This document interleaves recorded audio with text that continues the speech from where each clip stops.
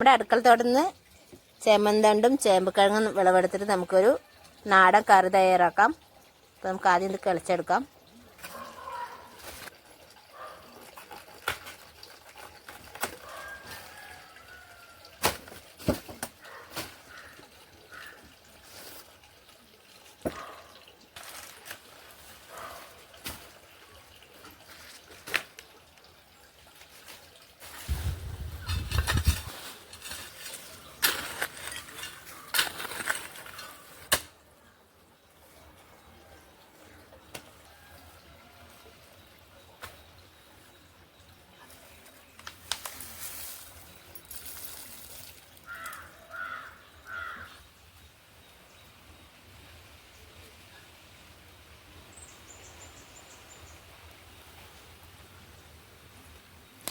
ഒരു ചേമ്പ് ചെടി കിളച്ചിട്ട് ഇതാ അത്രയും നമുക്ക് കിഴങ്ങ് കിട്ടിയിട്ടുണ്ട്.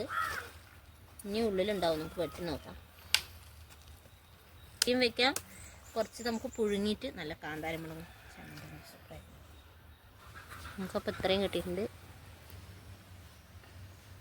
ഒരു ചേമ്പ് ഒറ്റ ചെടിയാണിത്, ഒറ്റ ചെടി നമുക്ക് കളിച്ചതാണ്. കുറച്ചും നിറയെ അപ്പുറത്തും വെച്ചിട്ടുണ്ട്, 2 പാത്തിയോളം ചേമ്പ്. തണ്ടും കിഴങ്ങും കൂടി ഇതാ നാടൻ കറി തയ്യാറാക്കാം. അപ്പോൾ അതിന് നമുക്ക് ചേമ്പന്തണ്ടും കിട്ടിയിട്ടുണ്ട്. പിന്നെ ഇത്രയും നമ്മൾക്ക് ആവശ്യമില്ല, നമ്മൾ കുറച്ച് വറുക്കാനും നമുക്ക് എടുക്കാം. ചേമ്പ് കിഴങ്ങ് ആദ്യം വേകാൻ വയ്ക്കാം. അപ്പോൾ നമ്മളിതാ മുറിച്ചിട്ട് വെള്ളം ചേർത്ത് വേകാൻ വെച്ചിട്ടുണ്ട്.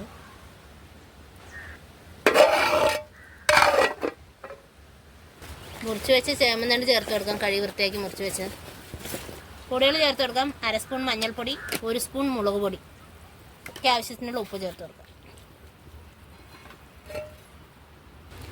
അരപ്പിന് 1 മുറി തേങ്ങ എടുത്തിട്ടുണ്ട്, 1/2 സ്പൂൺ ജീരകം, 1/2 സ്പൂൺ കുരുമുളക്, 1 അല്ലി വെളുത്തുള്ളി. അത് അരച്ചെടുക്കാം. അരപ്പ് ചേർത്ത് കൊടുക്കാം. തിളച്ചാൽ നമ്മുടെ കറി റെഡിയായി. അപ്പോൾ എല്ലാവരും ട്രൈ ചെയ്ത് നോക്കുക. ഇനി വറുത്തിടാം. കറി റെഡിയായി. വറുത്തിടാൻ വേണ്ടിയിട്ട് വെളിച്ചെണ്ണ ചട്ടി ചൂടായിട്ട് വെളിച്ചെണ്ണ ചേർത്ത് കൊടുത്തു. കടുക് പൊട്ടിയിട്ടുണ്ട്. ഇപ്പോൾ 2 തണ്ട് കറുവേപ്പില, 2 ചെറുള്ളി കാച്ചത്, 2 വറ്റൽമുളകും ചേർത്ത് നമുക്ക് വറുത്തിടാം.